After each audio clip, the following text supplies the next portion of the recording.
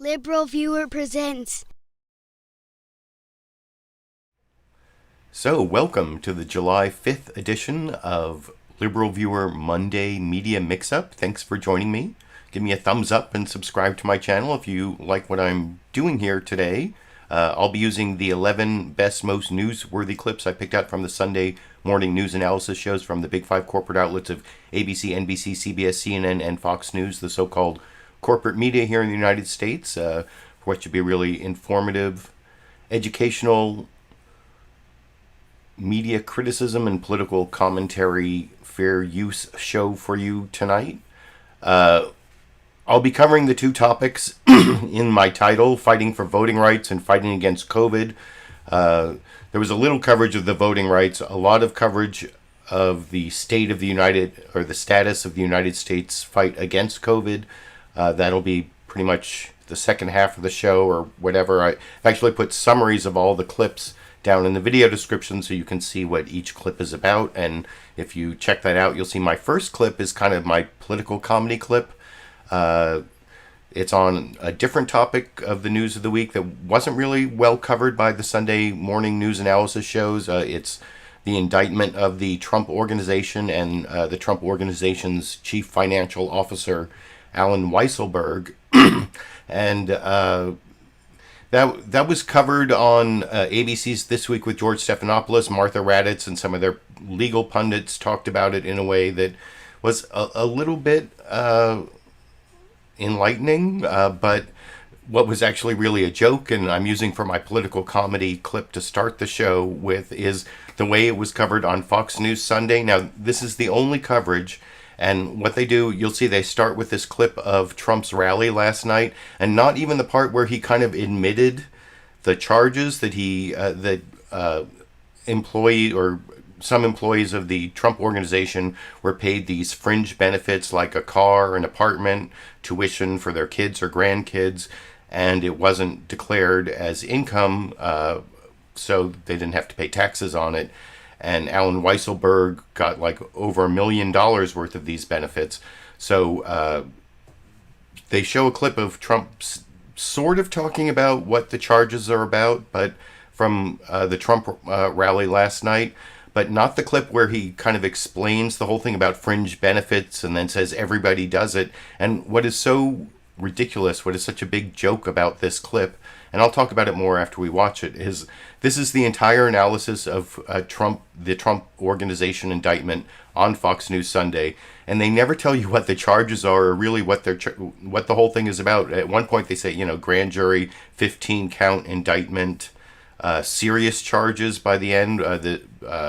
Catherine Lucey of the Wall Street Journal, they have Juan Williams, Charles Hurt, Catherine Lucey, and then starting with Mike Emanuel as the July 4th guest host on Fox News Sunday this morning. And I'll talk about all of that a little more and about the indictment of Allen Weisselberg and the Trump Organization after we watch that clip together over here. They leave Democrats alone no matter how bad they are, but they've mobilized every power of government to come after me, my family, my wonderful employees, and my company solely because of politics. They want to do things to hurt us. President Trump last night proclaiming new charges against the Trump Organization CFO, essentially the next witch hunt. And it's time now for our Sunday group. Charlie Hurt of the Washington Times, Catherine Lucey, who covers the White House for the Wall Street Journal, and Fox News political analyst Juan Williams. Panelists, welcome. Good to be with you, Mike. Juan, former President Trump is back. Is he still connecting with his base at his famous rallies? I think so, Mike. I think the president uses these rallies to remind people that he's the dominant figure in the Republican Party. Now, remember, he has no Twitter, he has no Facebook, he's not on TV very much, he has no White House pulpit or staff to help him. So I think this is an opportunity to really say he's still in the game to the base. He uses it to attack people who have, opposed him politically, including Republicans, to endorse primary opponents of people who have challenged him. And he goes after the Republican leadership in Congress pretty frequently as well. The big issue for him is he doesn't have a political agenda at the moment. There's no sense of priorities or plans. So it's a little bit like a rerun. You know, it's like a cast reunion at the state fairground. And it's very entertaining, and he still draws a crowd, no question. Charlie, how do you see President Trump's impact or influence as we approach the 6-month mark of him leaving office? Well, I think it remains huge, and I agree with Juan. Donald Trump is still very much the biggest person in his party, no matter how much establishment Republicans, Democrats, and people in Washington would like to twinkle their nose and just make him go away. He's not going away. He still has a firm grasp. You had tens of thousands of people show up. They withstood scorching heat, unbelievable rains last night in Sarasota to attend that rally, and they were not disappointed. It was a great Trump rally. I do disagree, though, that he doesn't have an agenda. He has very much an agenda. His America First agenda, talking about immigration and jobs and things like that, is at the very center of his platform. And I would argue that in the 6 months that Joe Biden has been in the White House, those issues have only become more pointed, and his message, his America First message, Donald Trump's America First message, has become only more sellable and more popular in the 6 months that Joe Biden has been kind of goofing things up. Catherine, this appearance comes after a grand jury returned a 15-count indictment against the Trump Organization and Allen Weisselberg, its chief financial officer. How do you assess those legal issues and their impact on the former president's political future? Well, this is the real question, isn't it, Mike? I mean, these are serious charges against the organization, against Weisselberg, but the real thing to think about is what comes next. And that's kind of what we're looking for, right? And so are there going to be more charges? This investigation is ongoing. One key thing that a lot of experts point to is whether, Mr. Weisselberg might testify against the former president. Right. So far he's given no indication that he will do that, but certainly, the threat of prison time, is at play now. So I think those are the things that we have to think about going forward. But even for now, this certainly casts a shadow over Trump as he moves forward and really tries to, with these rallies. We saw him in Florida last night, in Ohio earlier in the week. He's really trying to, start up his political organization again, increase his profile, do a lot more heading into the midterms and potentially beyond. Okay, to infrastructure, Juan, there's a bipartisan agreement between President Biden and some bipartisan senators. Is it in jeopardy? So yeah, there to infrastructure, I kept that playing so you could see that was the entire discussion of the indictment of the Trump Organization and its chief financial officer, Allen Weisselberg. You noticed they showed that clip of Trump at the beginning, and then the question to Juan Williams, the only person on the left, supposedly, I mean, he's a very centrist leftist, especially these days, but the question to him was, how big important is Trump in the Republican Party? After showing that clip about the charges, and besides Juan Williams, they had Charles Hurt there from the Washington Times, this right-wing newspaper owned by the Reverend Sun Young Moon's organization. Believe it or not, I didn't make that up. That's true. And then Catherine Lucey of the Wall Street Journal, which is owned by the same corporation that owns Fox News itself. So it was definitely like a right-wing fest with Juan Williams not really giving much info. He didn't even talk about what the charges were against Trump, or against the Trump Organization and Allen Weisselberg, I should say. And even Catherine Lucey at the end there, who, said they were serious charges. You still came away from that whole discussion not really knowing what the charges were. And she was saying, what's coming next, instead of telling you what's happened already. And by the way, down in, I put, in addition to the media mentioned stuff down in the video description, I also put the source of all my clips and the source of this. I put a link down to the entire indictment against the Trump Organization and Allen Weisselberg. And an indictment of all the legal documents, it's not like a Supreme Court case that I'm going to talk about later that sometimes can be difficult to read. There's all these like legal things in there that, there's some legalese in an indictment, but it's meant to be understood by average people, because a grand jury is kind of like a regular jury. It's made up of just like people from the public. So it kind of like tells you a story. If you want to hear the story of what they did, Sandy's barking off in the distance, wanting to go outside. But I want to finish this point before I get to the next clip. For example, I put a link, like I said, a link down in the video description to the entire indictment. But I took a screenshot of paragraph 7 here. This is paragraph 7. Though there's like a little download as a PDF thing at the bottom, so you can't really read it all. But if you check out the indictment, you'll see that it's not like what Trump said in the part of the rally that Fox News Sunday didn't even show, where he claimed, they got fringe benefits. They got, like a company car, or use a company car, or use a company apartment, and nobody understands those things. But actually, if you read this, you'll see that Weisselberg got all these fringe benefits, and then they kept this separate spreadsheet, basically separate books, so that they knew how much extra income people were getting, but then they reported less to the IRS. That's a big difference there. The whole thing about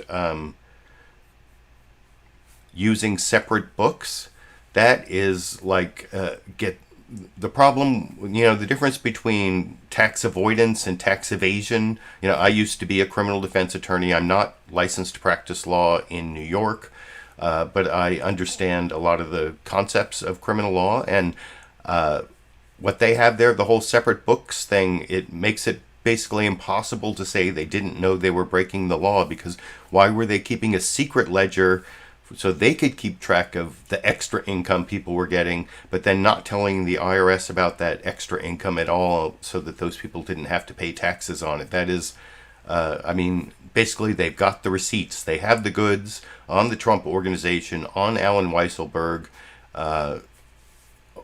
Whether he'll flip or not, that's a whole separate question. But anyway, I wanted to just give my commentary on that, and give you all the opportunity to read the entire indictment at the link right under the sources. In the video description, like I said, I've got the media mentioned, and now I have the sources used, whatever, or sources section, and the first thing under there is the indictment of the Trump organization and Allen Weisselberg. And like I said, it's a little story the prosecutors have written for you as to what they say they are going to be able to prove. And if you want to know what they did, click on that link down there and you can find out. But I also want to do normally after I do the political comedy clip, I then go to the news summaries, but I actually wanted to cover the first topic, fighting for voting rights, before I get to the fighting against COVID topic, because the news summaries are almost completely about fighting against COVID. They're actually, I was a little disappointed there wasn't more coverage of the final decisions of the Supreme Court on voting rights, and whether big contributors have to be disclosed. Those were the last two decisions that the Supreme Court made on Thursday. But I do want to talk a little bit about voting rights before I get to those news summaries about the fight against COVID. And first I'm going to bag on Charlie Hurt again, the guy from the Washington Times. He really gave bad commentary in my political comedy clip that I just showed a few minutes ago. But even worse is what he said when it came to voting rights. He talked about there were these voting restrictions in Arizona that all the conservative justices, all 6 of the conservative justices on the Supreme Court said, oh, well, we don't, if you just inconvenience people, if it's just makes it harder in terms of time, manner, or place to go and vote,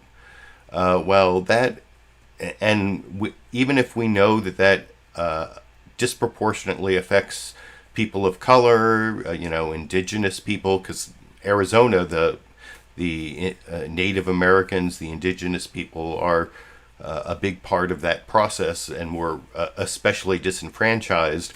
And Charlie Hurt in this next clip this is kind of another political comedy clip because he's baffled by how so-called ballot harvesting, that's where one person can go and collect the absentee ballots from a bunch of people and then turn them in, drive to the voting center and turn them in all together.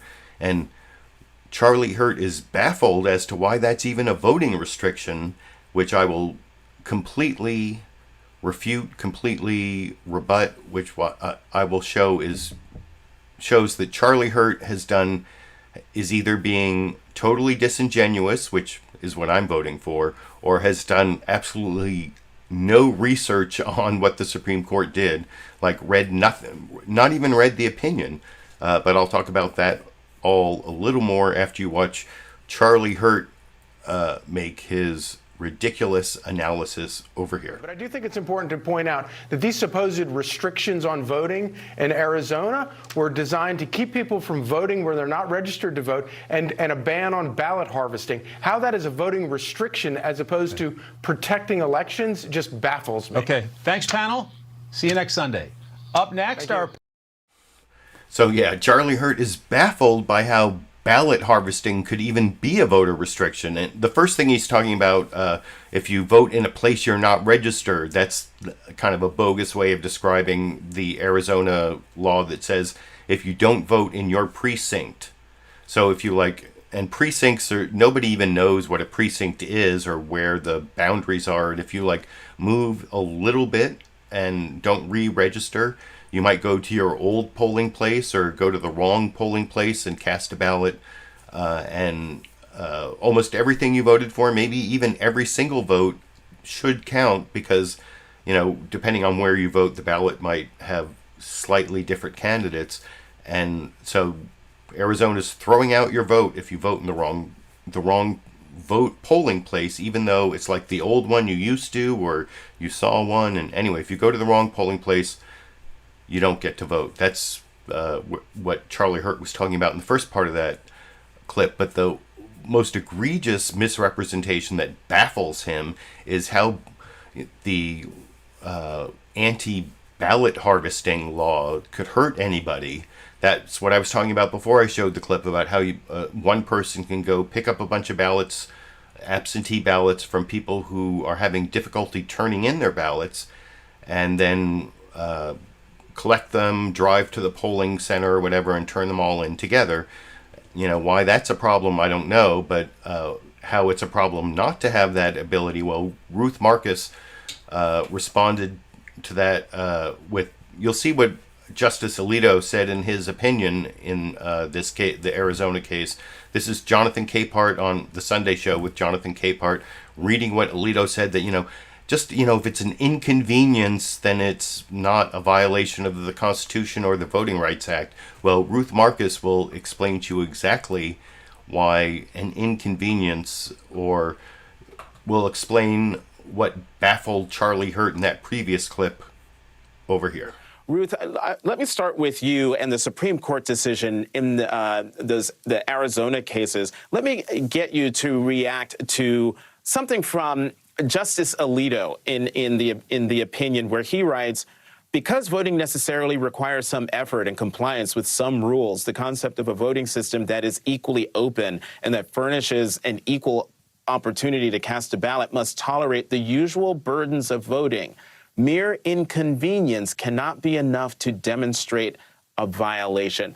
Ruth, not only are you a journalist, you are a lawyer. So your reaction to that?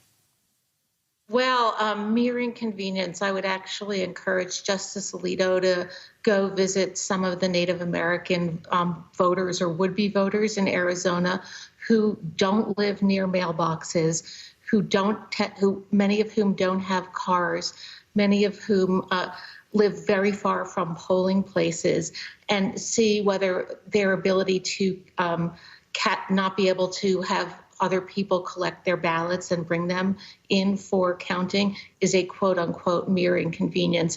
And that's just a sliver of what Justice Alito and his 5 conservative colleagues did to the remaining part, or what had been the remaining part of Section 2 of the Voting Rights Act. So yeah, there I think you see Ruth Marcus did a great job of explaining what totally baffled Charlie Hurt in the previous clip. And she's talking about Section 2 of the Voting Rights Act.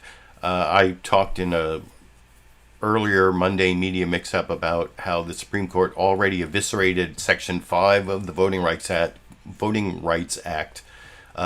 The John Roberts, the Chief Justice of the Supreme Court, back when he was a Republican operative, really one of his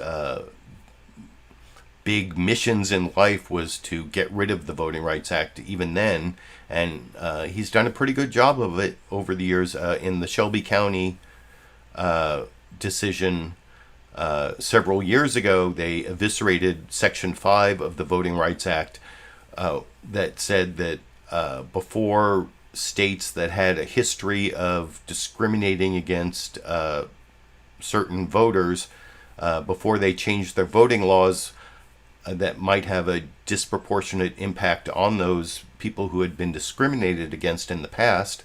Well, those laws had to be pre-cleared. They had to get pre-clearance from the Department of Justice. Well, since the Shelby County decision, that doesn't happen anymore. That's why there are all the, like in almost every state, Republicans have introduced these restrictive laws, like in Arizona and this latest case. And in this latest case, they went after Section 2 of the Voting Rights Act, which is the part that says, well, after they passed the law, you can say it has a disproportionate impact on people who are discriminated against. And now in this 6-3 decision, they make it a lot harder for people to win that lawsuit, although the Justice Department, I guess, is going after Georgia's voter suppression law. But the thing is, the big remedy for what the Supreme Court is doing to the Voting Rights Act is for Congress to pass the John Lewis Voting Rights Act that reauthorizes the Voting Rights Act, or also H.R. 1, the For the People Act that I've talked about several times in the last few weeks, that would federalize a lot of these things, require that states let you vote for a certain amount of time before the election, that require universal absentee ballots, that actually even require public financing of certain campaigns. And then there's also this compromise that I talked about a couple weeks ago, that Senator Joe Manchin said, well, he would get rid of some of the things that the Republicans hate the most and add this voter ID requirement.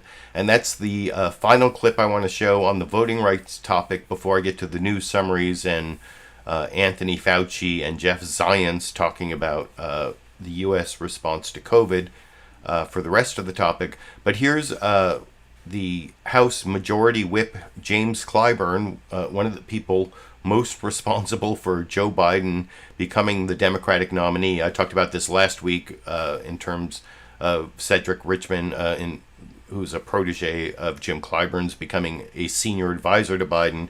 I think that might be one of the things that he asked for in return for basically getting Joe Biden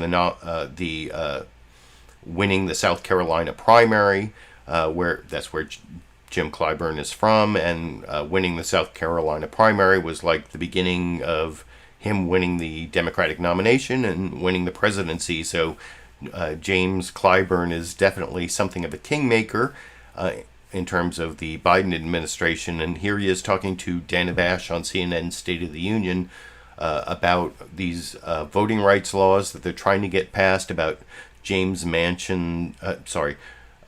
Manchin's opposition to getting rid of the filibuster, and how his solution is just to get rid of it for constitutional rights. And anyway, I'll talk about all of that a little more after we watch that clip from CNN's State of the Union, hosted by Dana Bash yesterday morning over here.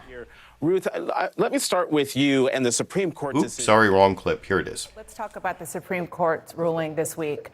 They upheld 2 Arizona election restrictions, making your job in Congress to pass new election laws even more important. One of the sticking points is whether to require an ID to vote. You tweeted last year that voter ID was a form of voter suppression. But now a key Senate Democrat, Joe Manchin, has a plan that requires an ID or utility bill. Some Democrats like Stacey Abrams say they could get on board with that. Could you? Absolutely. Dana, when I first registered to vote as a 21-year-old, back then 18-year-olds could not vote, I got a voter registration card. And I always present that voter registration card when I go to vote. And that is voter ID. We are always for voter ID. We are never for disproportionate voter ID. When you tell me that you got to have a photo ID and a photo for a student activity card is not good, but for a hunting license, it is good, that's where the rub is.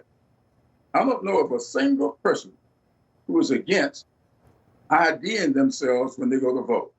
But we don't want you to tell me my ID is no good because I don't own a gun and I don't go hunting. So you're drawing the line, just to be clear, at a photo ID?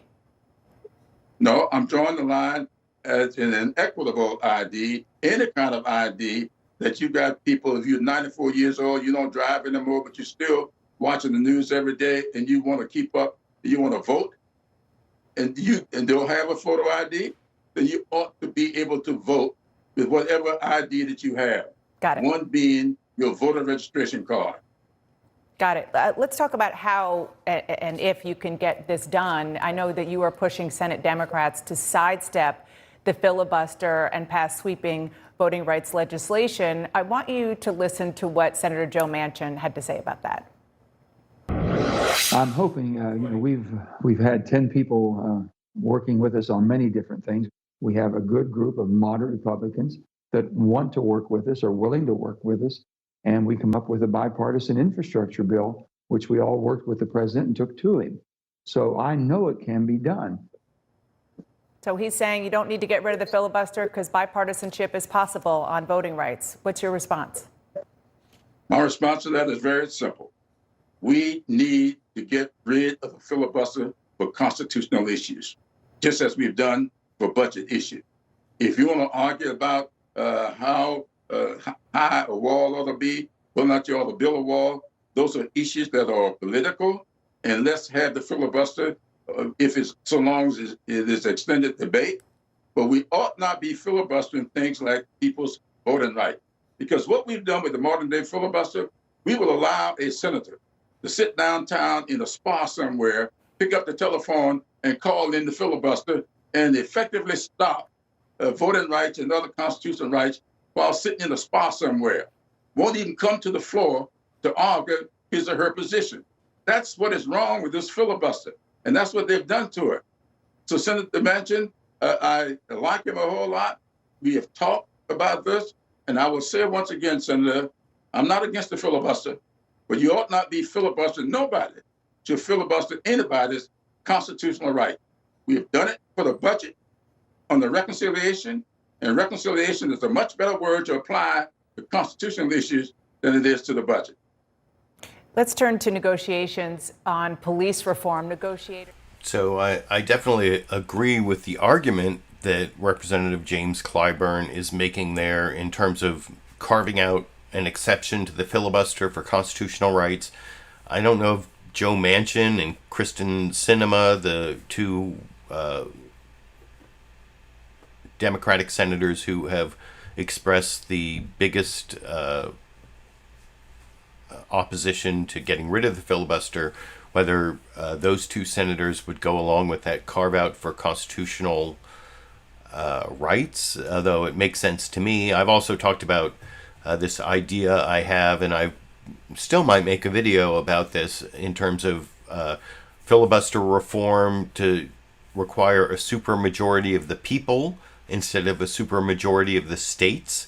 So like each senator would get to vote the number of representatives they have in the House of Representatives for that state. So it would be more proportioned according to the population of each state, because, you know, Wyoming only has like 500,000 or 600,000 people, and California has like 35 million people, but we both have 2 senators. And so I think that would be a great filibuster reform. But the one thing I saw James Clyburn talking about that I have heard Joe Manchin also talk about is the filibuster reform, where it would have to be like a talking filibuster. Like in the old days, like Mr. Smith Goes to Washington, Jimmy Stewart had to like stand up there for however many hours until he collapsed on the floor. And that, a change in the rules that I think might be coming. And I like the language James Clyburn used there that I think you might hear again if that type of filibuster reform comes up. They're sitting in a spa somewhere holding up the Senate or whatever, because no, they should have to be there on the floor of the Senate speaking until, to stop the end of debate, because that's what the filibuster is. It's lack of cloture to end debate. So people should have to be standing up there and debating. So that's the point I wanted to make about that. And I have been reading the live comments along the way. I just saw Lulu Girl gave me a super chat contribution saying, "Say me new look." Oh, because there's a new avatar there for Lulu Girl. 5 in for Sexy Bob, although last week Sexy Bob gave a significant contribution. I missed the Shrek idea. I must have missed that. And then thank you to me. So I thank Lulu Girl for the super chat contribution.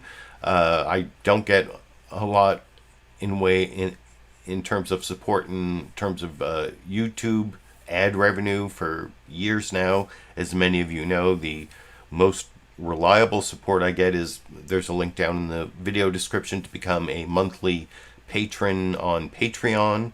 I also appreciate the one-time PayPal contributions. There's a link for that. But I also, gives me energy to keep going when I'm doing these shows, to get the live support from Super Chat, like Lulu Girl just did there.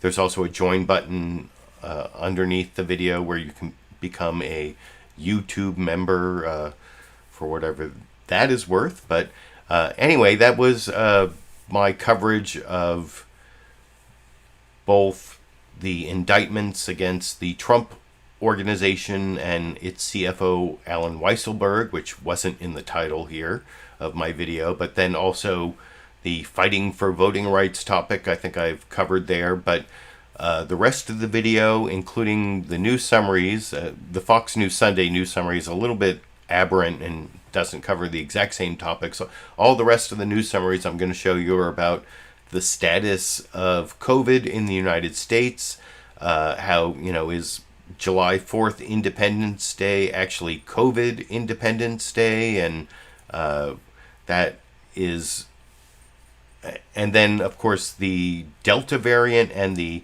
disparate type of the disparate level of vaccination in various parts of the country, especially Republican areas. There's some Republican states. I think Mississippi is the worst one in terms of it's like 30%, 40% vaccination rate. There are several states that are having outbreaks. I think Utah and Missouri. I say Missouri because I lived in Missouri for 5 years. You might think it's Missouri, but in the parts of Missouri that are having these COVID outbreaks, the rural areas, it's not Missouri, it's Missouri. And anyway, speaking of rural areas where people have funny accents, the first news summary I'm going to show you, the longest news summary to cover this topic, is the one from ABC's This Week with George Stephanopoulos, where Martha Raddatz is the co-host. She gives this news summary, but then she does this follow-up on West Virginia. You may remember that West Virginia started off having the highest vaccination rates. They did this great vaccine rollout. Well, that's kind of stalled, and now West Virginia has one of the worst vaccination rates.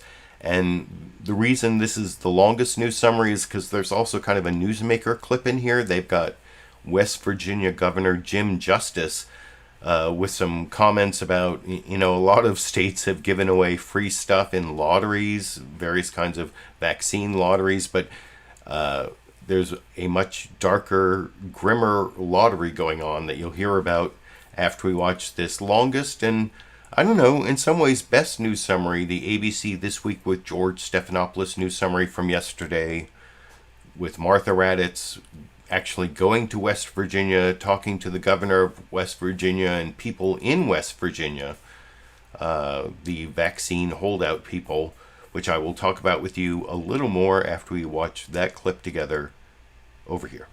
Good morning and welcome to This Week as we celebrate July 4th weekend. This Independence Day, a big step toward a return to normal life for many Americans as we celebrate this holiday together.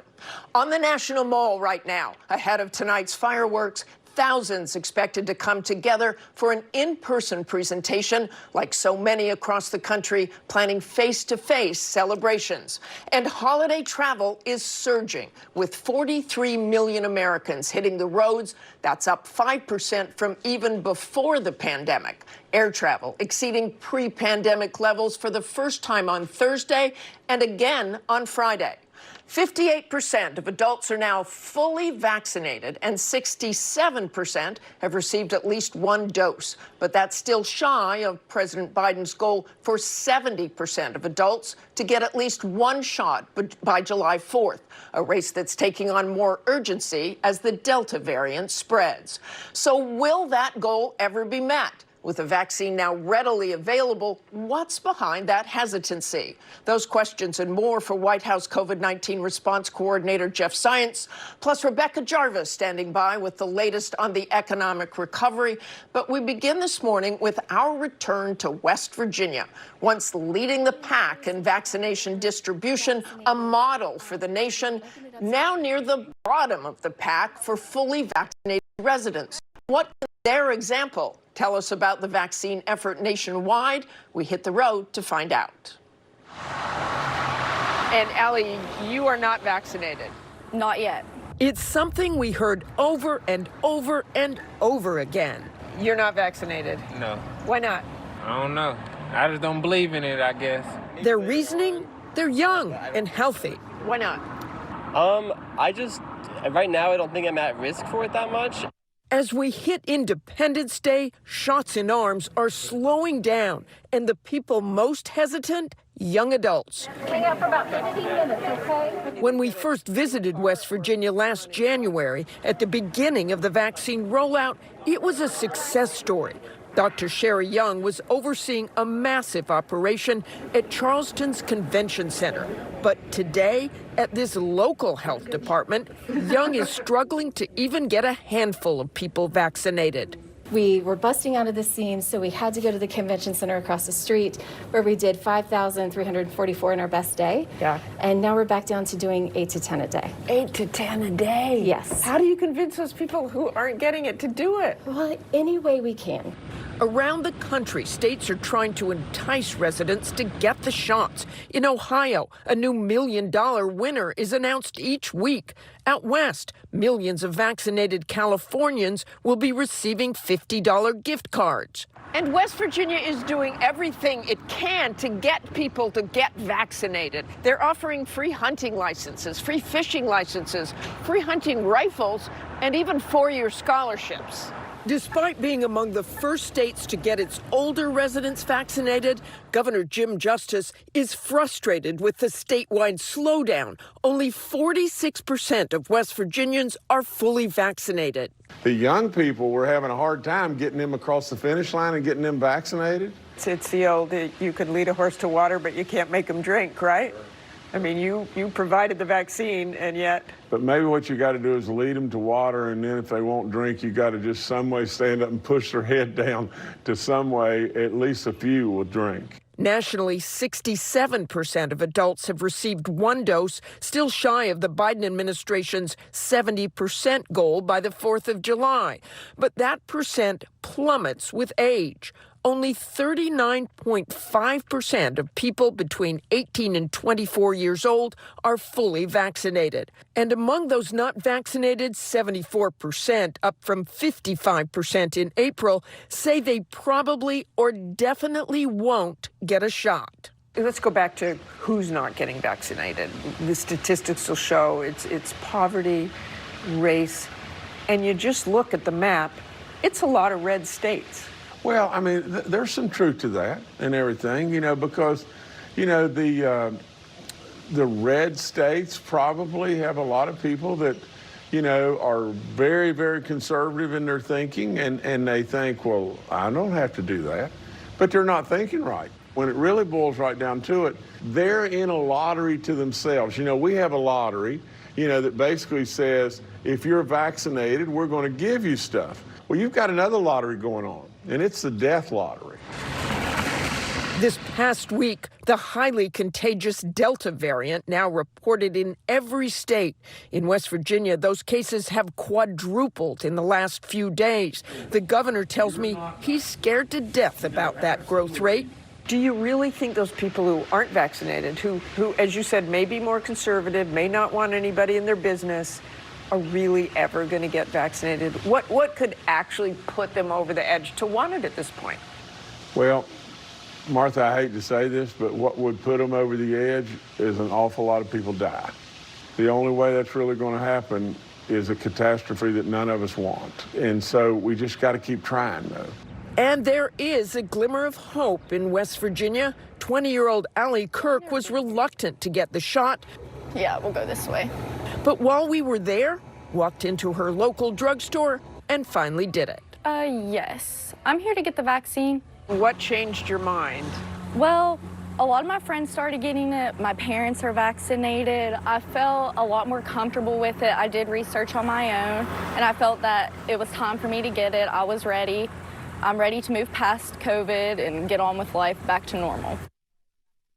Despite falling short of President Biden's goal to vaccinate 70% of adults by July 4th, this weekend the White House is celebrating progress in the fight against the pandemic. Here to discuss, White House COVID-19 response coordinator Jeff Zients. Good morning, Mr. And I will have a clip of Jeff Zients coming up, clip 7, if you're looking at the list down there. And I think I said on a previous show that the guy, Jeff Zients, is the White House COVID response coordinator, Deborah Birx's old job. And I think it's kind of like a sign that we might be living in a simulation, that the guy in charge of the COVID response at the White House his last name is Zients. I don't know. That if you were reading a novel and that was the guy's last name, would you say that's too on the nose? Or anyway, you can let me know what you think down in the comments section. But I thought that was good, slice of life, and especially talking about what I think may be a portent of the future here in the United States about the death lottery. West Virginia Governor Jim Justice talking about I was talking about that earlier, how they're giving out free stuff to try to get people vaccinated, but what might eventually get people vaccinated is watching people die in areas with low vaccination rates, and that's really sad, but maybe that's what's required in terms of human behavior modification. And especially with this Delta variant that apparently can be caught in a few seconds or minutes rather than 15 minutes of exposure for the original COVID-19 variant, COVID-19 wild type or whatever. And the Delta variant is this one that came in from India and is so much more transmissible that just by, Darwin's theory of natural selection, it takes over all the infections. And anyway, like I said, I like that slice of life in West Virginia, and ABC actually did a similar news story on West Virginia when they were winning the race to get people vaccinated. So it's a good follow-up. So kudos to ABC for that. The NBC News Meet the Press news summary is the next longest one. It I mean, it has some good polling in there, and it does a much better job of looking at overall status of the U.S. fight against COVID, and especially the looking back. You'll see like some of the lies told to the American people by the Trump administration, which I always appreciate that that gets played up on any of these news programs, because I don't think there's enough looking back, and there was some of that looking back, especially in the NBC News Meet the Press news summary, which my one criticism of the program today is, for all I know, it was recorded like a week ago. They didn't talk about the charges against the Trump organization, the latest Supreme Court decisions. None of it looked like it had, for all I know, it was recorded several days ago, and I kind of have a suspicion that it was, so if it's Sunday, it wasn't really Meet the Press, if you know what I mean. But anyway, I'll talk about all of that a little more after we watch what otherwise was a pretty good news summary on the status of the fight against COVID in the United States over here. Good morning, and a happy July 4th Independence Day to everyone. Just as we now read about the great influenza of 1918 and 19, it is likely that 100 years from now, people will read about the COVID-19 pandemic. What are they going to take away from that history lesson? Without question, things have improved, with the number of cases dropping dramatically since January. Still, through the month of June, some 608,000 Americans had died from COVID-19, including over 9,000 in the month of June. More than in World War II, World War I, and Vietnam combined. At one point, the U.S. was doing so badly that though we have only 4% of the world's population, we accounted for nearly 20% of the world's deaths. Since then, we have gone from being the leading example among industrialized countries of how not to handle a pandemic to a nation tentatively declaring its independence from the virus as other countries face renewed lockdowns. This morning, we're going to look back to where we've been, and we're going to look forward to the challenges ahead, as the growing Delta variant and vaccine hesitancy pose a threat to our own recovery here. And we'll be asking, what could we have done better? What have we learned? Why do some people get perilously ill while others remain asymptomatic? And finally, how prepared are we for when, not if, but sadly when, the next pandemic hits us? A mystery virus. Jump in cases of a deadly mystery virus. Authorities confirm it is being spread from human to human. More than 17 months after the first case of COVID-19 was identified in the United States, the pandemic has fundamentally shifted life for all of us, politically and personally. It's almost like they're drowning from the inside. Having a patient ask you if they're dying. All the time she just kept saying, I'm trying, but I can't breathe. Taking a deadly toll on the nation. Christmas will not be the same, nor any other holiday, because my mom is no longer here. Now, after grief, trauma, isolation, and anxiety, and an unparalleled scientific breakthrough, America is reopening. Unbelievably amazing to go to a concert for the first time. How does this compare to where we were 6 or 8 months ago? It's a night and day difference. We are back to normal as far as domestic passengers is concerned. But even with the worry about contracting COVID at its lowest point on record, just 29% of Americans say the pandemic is over. Let's celebrate the 4th of July with the independence from the virus. We can get this done. Despite the nation's recent wild-scale success in vaccinating a lot of Americans, President Biden has fallen short of his goal. Our goal by July 4th is to have 70% of adult Americans with at least one shot. The nation is still recovering from the Trump administration's initial massive failure to respond to the pandemic. We have it totally under control. It's one person coming in from China, and we have it under control. We're going down, not up. We're going very substantially down, not up. It's going to disappear. Misinformation originating from the Trump White House. This is going to go away without a vaccine. Masks have problems, too. Spread on right-wing media. If the vaccine was so great, why were all these people lying about it? Has taken root, aggravating vaccine hesitancy. Well, I haven't taken the vaccine, and the reason is I don't trust it. I'm sorry, but I just don't. I think we're moving into a medical dictatorship. 18 of the 20 states with the lowest vaccination rates are led by Republican governors. The pandemic has also hardened the nation's health disparities, disproportionately affecting Black and Latino communities who also lag behind on vaccination rates. Though the economy is coming back, those gains are not equally shared. Last month, 63 million U.S. adults said it was difficult to cover their usual household expenses. 1 in 5 renters living with children were not caught up on rent. 1 in 8 did not have enough to eat. Low-income students have been disproportionately left behind, and the pandemic has taken a toll on the nation's mental health. We've all been shut up way too long. Now, as the U.S. celebrates its overall vaccination success, anxiety is rising about new variants. Delta is the most transmissible of the variants identified so far. Has been identified in at least 85 countries. And there is now growing confusion about mask wearing, with the WHO recommending mask wearing indoors, even for the vaccinated.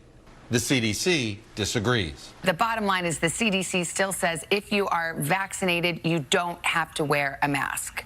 That's exactly right. And if ever we had a guest who required really no introduction, it's the man joining me now. It's Dr. Anthony Fauci, who is the director of the U.S. And yeah, there was definitely some fawning on Anthony Fauci from Chuck Todd that you saw there at the beginning of the interview. At the end of the interview, I'm going to show you a clip later where Chuck Todd talks to Anthony Fauci about, how some deaths could have been avoided. It turns out by avoiding partisanship. And I will have a newsmaker clip from Jeff Zients also talking a little bit about that. But I want to, and I don't know, I pretty much pre-criticized that NBC News Meet the Press news summary. I thought it was overall good, but might have been pre-recorded. I don't know. The next news summary, actually, it's from CBS News' Face the Nation, and another thing that made me suspect that NBC News Meet the Press was pre-recorded is they had no update on the Florida building collapse, which almost all the other ones did. And CBS News Face the Nation had started off with a news update from Florida on that building collapse that I talked about last week. And then after that, they had Mark Strassman reporting from Atlanta on the status of COVID in the United States. The attempt to gain independence from COVID, I think, is also mentioned in this news summary. And there's some good economic information in here that you don't see in the other news summaries, I guess. Well, except sort of for Fox News, but that's a whole different thing that I'll talk about when I get to that one next. But here's the CBS News Face the Nation news summary. Ed O'Keefe said he was in for John Dickerson, but John Dickerson's in for Margaret Brennan. Oh, and by the way, during that last clip, I actually recorded a live Dash and Sandy clip that I will be showing at the end instead of the one that I had prepared. So it's a special, extra special Dash and Sandy clip. You'll be able to see them interacting, sort of. Well, because Sandy's kind of sleeping the whole time till I wake her up at the end. But I took out my headphones and I had the speakers playing, and you can hear that NBC News Meet the Press news summary in the background during the Dash and Sandy clip I'll show at the end. Oh, now Sandy's getting up for some reason, maybe saying the word Sandy over and over again seems to have woken her up. But anyway, I will talk about the status of COVID and the fight against it after we watch one more news summary about that from CBS News' Face the Nation. Ed O'Keefe in for John Dickerson, in for Margaret Brennan yesterday morning over here. The president's planning a celebration of our independence from COVID-19 at the White House. Mark Strassman reports on America's birthday and where we are as a country in terms of gaining our freedom from the virus. In much of America, this July 4th seems to celebrate freedom from COVID. America's back, and the Dodgers are back. What a difference a year makes. 2/3 of American adults have had at least one shot of the vaccine. That's shy of President Biden's goal of 70% by July 4th. But it's also close enough. New cases have plunged 95% from COVID's peak. Like so many relieved Americans, Washington State's ready to party for the 4th. We are open big time in the state of Washington. AAA predicts holiday travelers this weekend will nearly reach pre-pandemic numbers.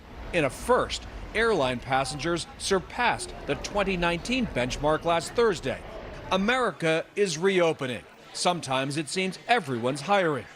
This jobs fair in Atlanta had almost 3,700 positions to fill. So at this point, we'd like to make you an offer for the job. Are you willing to accept? Yes! The economy added 850,000 jobs last month.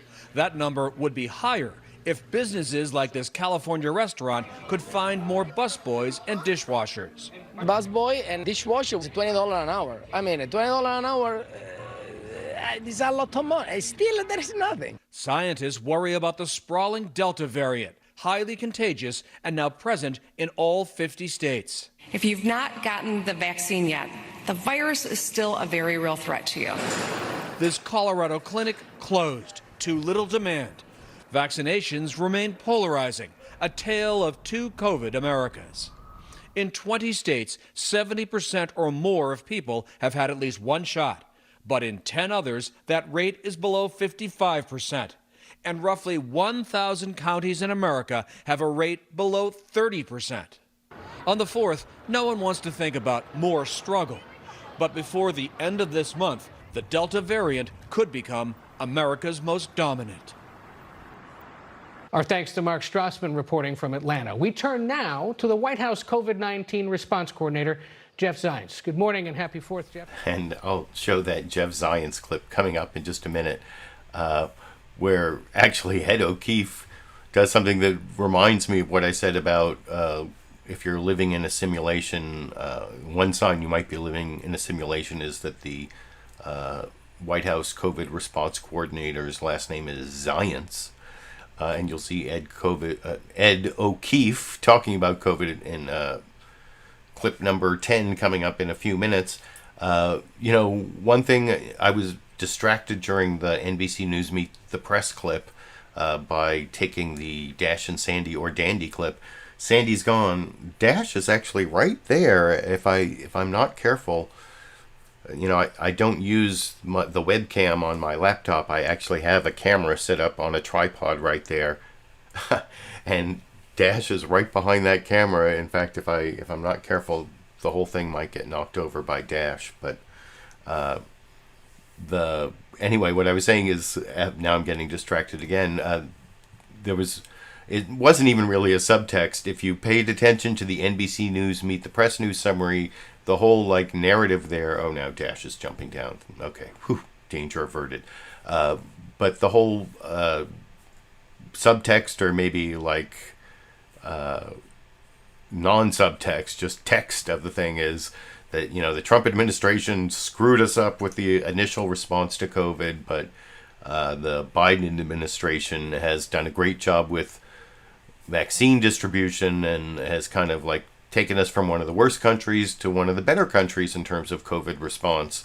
I guess the Trump administration does get some credit for the vaccine, for getting the vaccines done so quickly. Although I don't know, I don't think Trump was down there in the lab dealing with the whole mRNA thing, and the whole mRNA platform actually has more to do with a decade or more of investment in that type of pandemic response. And that was the other thing I liked about the NBC News Meet the Press News summary, is they put it in a much larger context, and also, as Chuck Todd explicitly said, in terms of how are we going to do for the next COVID-19 epidemic. The CBS News summary that I showed after, not quite as good, but it did have some, like I said, some good information about the economics and the job situation, which is, of course, really important. And that kind of comes up, like I said, in the Fox News Sunday news summary I'm about to show you. I personally have, my daughter who does the LiberalViewer Presents voice from, I think she recorded that at least 10 years ago. Well, she actually got hired for her first job in the service industry, so I'm glad that there are all these jobs opening up, and for, good to have a summer job making some money in the service industry, I guess. But and they showed in the CBS News summary how people were getting jobs, so and that workers actually have more power to try to get better wages and have choices, and so that was sort of in there. So I want to at least give CBS News Face the Nation kudos for that. And then this is the Fox News Sunday News Summary.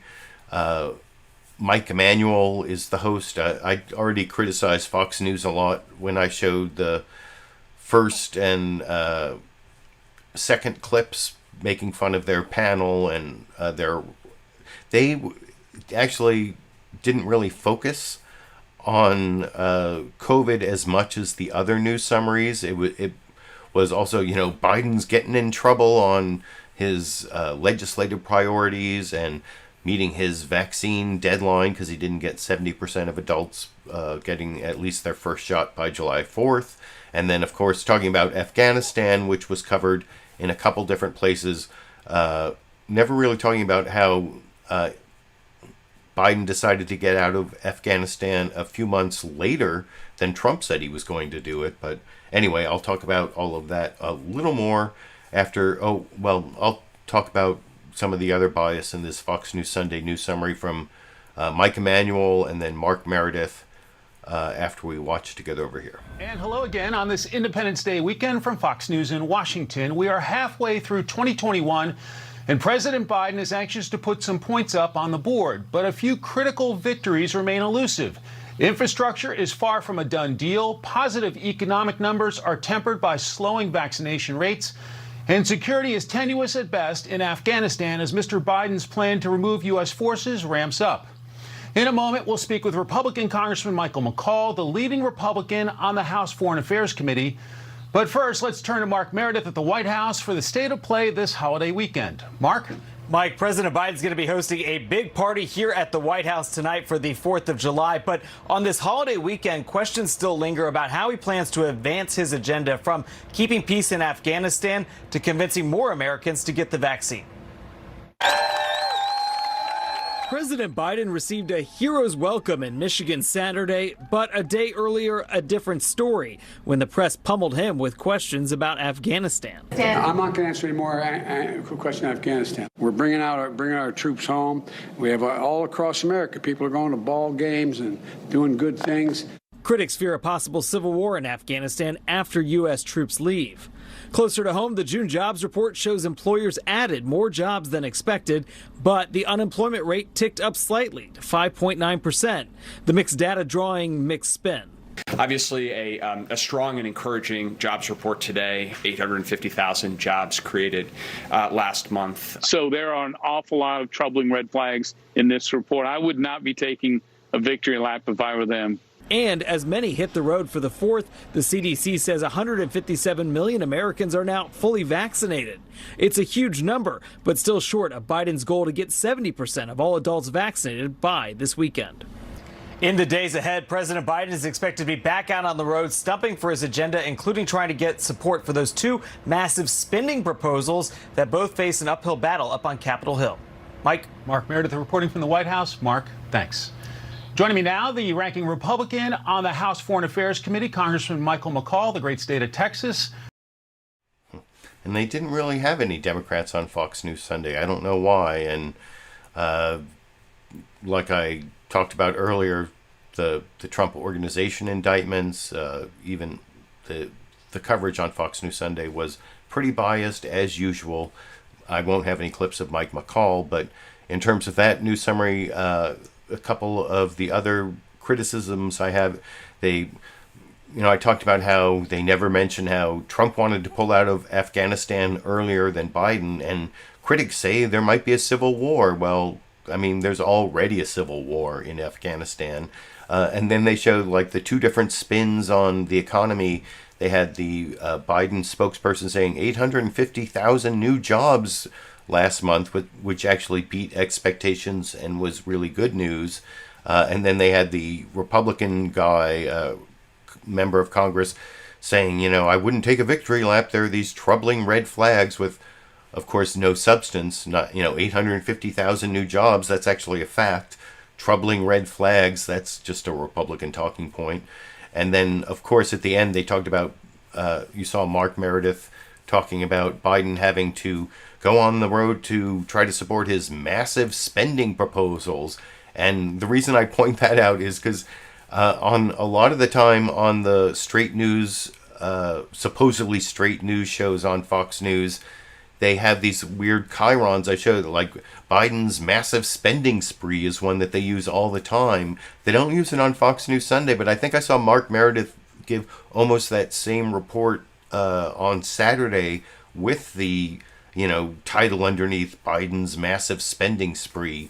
So, even when it's not like in the text that you can see on the screen, it's always in the subtext and in the text of Mark Meredith's report. He, massive spending bills. They always want to talk about how big the spending is. That's one of the details they never leave out, even though the economic news, there were no facts on the Republican side, like I said. Anyway, and then the shortest of the news summaries, CNN State of the Union, Dana Bash also talking about the state of COVID in the United States, but in a much shorter version, which I will talk about with you a little more after we watch that clip together over here. Hello, I'm Dana Bash in Washington, where the State of our Union is more than ready to celebrate this Independence Day. And instead of warning about redcoats, this time we can thank those in white coats for beach days and barbecues that for many feel like normal today. About 2/3 of adults in the U.S. have at least one shot of the COVID-19 vaccine, and health experts say fully vaccinated people can celebrate the 4th of July safely. But President Biden fell just short of a goal he set in May, getting 70% of adults partially vaccinated by today. And with the highly contagious Delta variant now accounting for a quarter of all new cases, there is major concern for low vaccination areas like communities across the Midwest and the South, full of people who have no plans to get the vaccine. Dr. Anthony Fauci is warning that the vaccine divide is creating two Americas amid persistent concerns about what a new variant could mean and whether that could start circulating next. Joining me now is White House COVID-19 Response Coordinator Jeffrey Zients. Thank you so much for joining me this morning. Like I said, Jeff Zients was on a few of the shows. I actually have a clip of him talking to Ed O'Keefe in the next clip. One thing I'd like to point out is the theme that I talked about earlier, that what we might be seeing in terms of the way the COVID-19 epidemic progresses in the United States is that, especially in these red states with low vaccination rates, we're going to see a spike in COVID, maybe not today, maybe not tomorrow, but soon, and for the rest of the fall or for the rest of 2021, or especially in the fall, it'll probably get worse, but who knows, it might happen even before that. In the South, where people tend to go indoors more in the summer when it gets too hot, and especially with the heat waves we've been having, sometimes it's the summer that causes people to congregate indoors, which is better spread for this Delta variant that I was talking about earlier. And so it's quite likely there will be localized regional spikes in COVID in the United States, especially in areas where young people and Republicans have decided that they don't want to get vaccinated. So we'll see how that plays out. So you saw Dana Bash talked about two Americas. It was kind of like what Mark Strassman, the tale of two COVID Americas, from the CBS News Face the Nation news summary. And anyway, you can compare all five of them and decide which of them you think is the best, or let me know what you think down in the comment section. And now I have two more newsmaker clips. Ed O'Keefe talking to White House COVID coordinator Jeff Zients, and then Dr. Anthony Fauci talking to Chuck Todd on NBC News' Meet the Press. First, the thing that I almost picked this as my political comedy clip, because Ed O'Keefe talks about, first he introduces Jeff Zients, and then he gives big credit to science and never says no relation, or even acknowledges the fact that the White House COVID-19 response coordinator has a last name that sounds a lot like science. So are we living in a simulation? Well, Ed O'Keefe just doesn't recognize that, but then he also gets some good information, I guess, from Jeff Zients about, if you read my description of the clip, It's about whether we're returning to normalcy, and also about lagging vaccination rates. In my penultimate newsmaker clip or news clip, then there'll be Anthony Fauci, then the Dasher, Sandy, or Dandy clip to finish the show. And I'll talk about Jeff Zients a little more after we watch Ed Keefe ask him several questions over here. Turn now to the White House COVID-19 response coordinator, Jeff Zients. Good morning and happy 4th, Jeff. Thank you for being with us. Good morning, Ed, and happy 4th. Yes, and we've come a long way since the last July 4th. And, you know, a lot of it is a testament to science. But should we really be declaring independence right now from the pandemic? With so many people now vaccinated, tens of millions of Americans can now return to life, more normal life. You know, getting together with friends and family, going to restaurants, attending sporting events. Now, to be clear, that's not true for unvaccinated people. Unvaccinated people are not protected. So we have a lot more work to do across the summer months to reach unvaccinated people, make it easy for people to get their shot and their second shot, and to answer people's questions. And key to answering questions are physicians and other healthcare professionals. So increasingly we have vaccines in doctors' offices. If you're not vaccinated, you're not protected until you are fully vaccinated. And until you are fully vaccinated, you need to mask up and follow the public health standards. But the great news is so many Americans are now fully vaccinated and can return to life as normal, and that is worthy of celebration. Well, what specifically are you going to do to get those unvaccinated Americans to actually get a shot? According to the CDC, 36% of those eligible for that vaccine, more than a third of people 12 and over, haven't received even a single dose. What has to be done specifically to get those people to get a shot? The good news is across the last several months, we've seen an increase in vaccine confidence, more and more people wanting to get a shot. So that's good news. Now we need to make sure that we meet people where they are, make it really easy to get a shot. Meet people at sporting events, at places of worship, deploy mobile units to reach people in their neighborhoods. We also have to be available at a local level to answer people's questions about the vaccine, about safety and efficacy. So we are ready to answer people's questions and give them their first shot.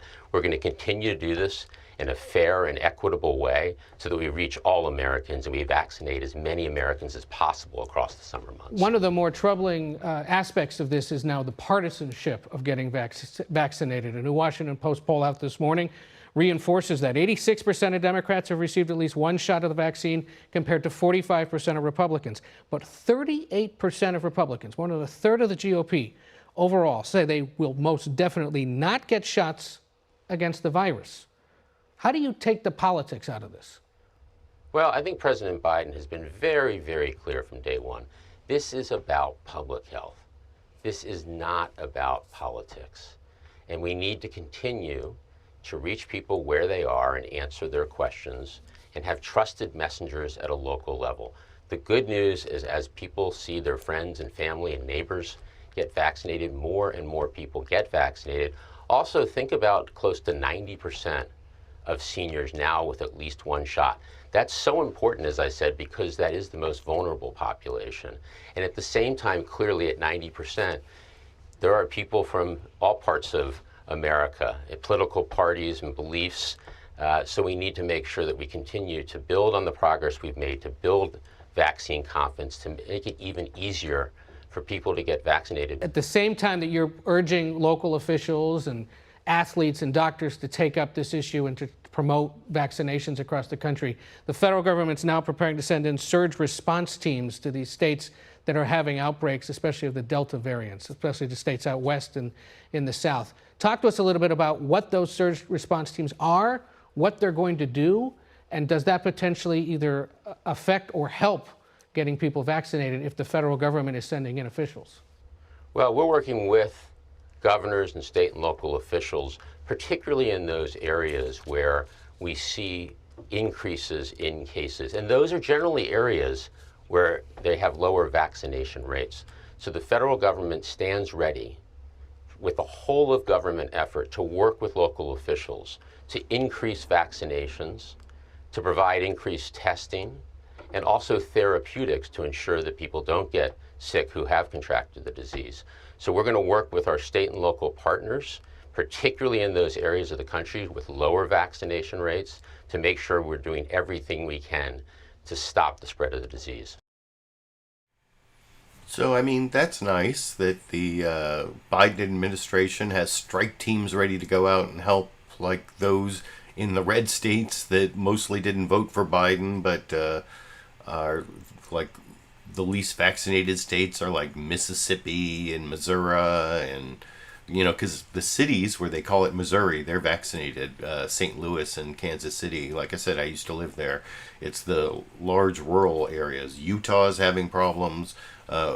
Over on Face the Nation, they had someone from Utah there as well. Was it the governor of Utah? I think so. There's links down in the video description to CBS News Face the Nation, where the entire program is split up into sections on their YouTube channel, so you can go see the different people they interviewed in terms of hot spots where they may have to send in those strike teams. And it's kind of like the death lottery that Governor Jim Justice of West Virginia was talking about in the ABC This Week with George Stephanopoulos news summary with Martha Raddatz, that, you know, they can give out all the free stuff they want to people to try to get them vaccinated, but if you really want to get them vaccinated, they just got to see people in areas where vaccination rates are low start to die or get really sick or have, you know, long haul COVID. Or it's not just the people who die, there are also other people who end up with long-term effects from COVID. So it's a real thing. You know, I got my second Pfizer vaccine on April 5th, and so I'm fully vaccinated for months now. So I guess I'm putting my arm where my mouth is or whatever, and I definitely recommend that everyone get vaccinated. And anyway, speaking of people who recommend everyone get vaccinated, my last clip is Dr. Anthony Fauci talking about a topic that you saw Ed O'Keefe and Jeff Zients also talking about, which is partisanship. And although Anthony Fauci won't quantify it, he says something that I think should be like a nonpartisan issue. You know, I get like a lot of right-wing trolls in my live streams and people who comment on my videos afterwards, though I don't think the people who comment afterwards do anything more than read the title, and I'm like already almost an hour into this video, so are there any trolls still watching the recorded version? I don't think so, but this is a nonpartisan issue in terms of pointing out that the thing that killed a lot of people in the United States in the initial response to COVID, I mean, from my point of view, it was that, you know, deranged, evil maniac in the White House, Donald Trump, but to put that in more nonpartisan terms, it was partisanship. A lot of people died because of partisanship, and maybe still are because, you know, so many Republicans won't get vaccinated, or think because of the whole like COVID is a hoax thing. Of course, again, still Donald Trump's fault in my mind, but Anthony Fauci is much more diplomatic. In the final Newsmaker clip I will show you before the Dash and Sandy or Dandy clip to finish up the show, this is Anthony Fauci talking to Chuck Todd about how they might have saved more lives over in this clip. These vaccines. I want to close with, we began our conversation with, frankly, how needless these deaths were in the month of June. Needless they were in the month of May. We have the tools to prevent death and hospitalization for just about everybody. Yes, there's a slight percentage chance for some. But when you look at the pandemic as a whole, how preventable were these 600,000 deaths? And how much did we essentially do ourselves in 2020? I don't think, Chuck, I can honestly quantitate that. I mean, this is a really bad actor, this virus, globally through the whole planet. So even if you had a perfect response, you were going to see suffering and you were going to see death.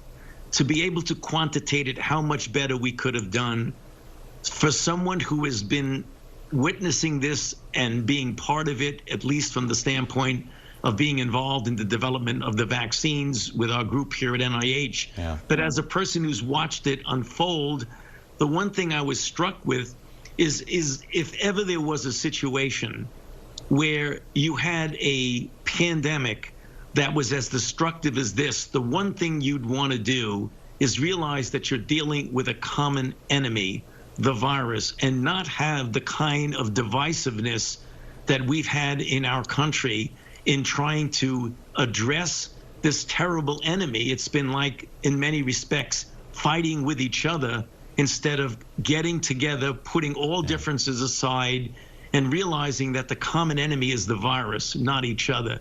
That's the thing that I've been impressed with. I can't give you a quantitation of how many deaths would have been avoided if we did not have that, but I'm certain there certainly would have been some that would have been avoided, and maybe a lot. How are you holding up? It's been a tough year on you. You've been having 2 different bosses over the last year, 2 different.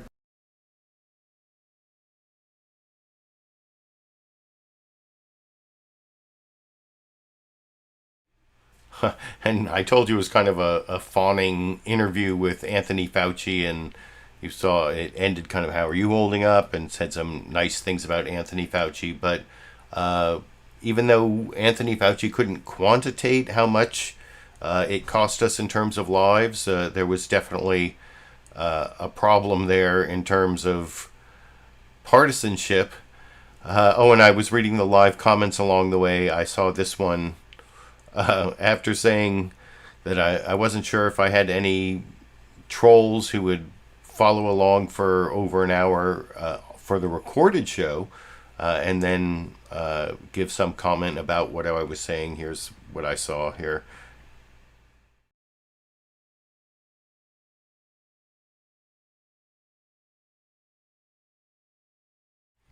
And I want to say, Jackson Heath, didn't you just watch like over an hour of my video before puking out that particular comment? But no, I actually appreciate you showing up and adding your live comments to my commentary. And I appreciate all the people who showed up and added their comments. That wasn't really a dig at anyone, but I think that maybe partisanship is deadly, as Anthony Fauci was telling us there, but I also did promise that I would show you a Dash and Sandy or Dandy clip that I actually recorded right over there. This is what was happening over there when I was showing you the NBC News Meet the Press news summary. A little bit of Dash and Sandy over here.